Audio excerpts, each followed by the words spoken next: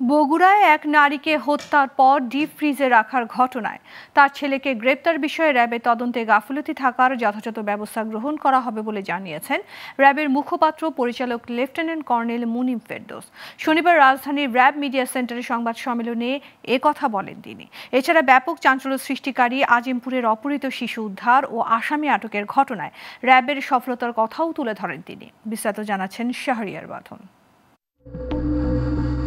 সম্প্রতি বগুড়ায় এক নারীকে খুনের ঘটনায় জড়িত অভিযোগে নিজের ছেলেকে গ্রেপ্তার করে র্যাব।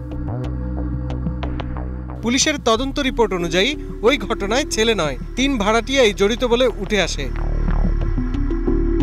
এ প্রসঙ্গে শনিবার সংবাদ সম্মেলনে র্যাব সদর দপ্তরের লিগ্যাল অ্যান্ড মিডিয়া শাখার পরিচালক বলেন, র্যাবের তদন্তে যদি কারো গাফিলতি থাকে তাহলে তার বিরুদ্ধে ব্যবস্থা নেওয়া হবে।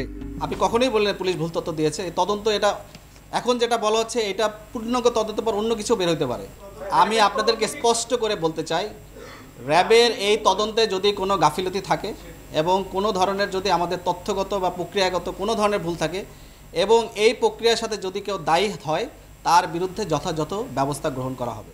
এদিকে চাঞ্চল্য সৃষ্টিকারী আজিমপুরের অপহরণকৃত শিশু উদ্ধার ও আসামি আটকের ঘটনায় র্যাবের সফলতার কথাও তুলে ধরেন তিনি। 8 মাস বয়সী শিশুকে অপহরণপূর্বক তার কাছে মুক্তিপণ আদায় করা হয়। ঘটনার পর্যবেক্ষণে আমরা আমাদের র্যাব 10-এর একটি আভিযানিক দল এবং আমাদের র্যাব হেডকোয়ার্টারের একটি গোয়েন্দা দল সম্মিলিতভাবে কাজ শুরু করেন এবং এর পরবর্তীতে আমরা 16 নভেম্বর রাত 1:30-এ আদাবরের নবীনগর হাউজিংয়ের একটি বাসা থেকে অপহৃত শিশুকে উদ্ধার করতে সক্ষম হয়েছে। শিশুটিকে উদ্ধারের ঘটনায় এরই মধ্যে ফাতেমা আক্তার শাপলা নামের এক অভিযুক্ত নারীকে গ্রেপ্তার করেছে র্যাব।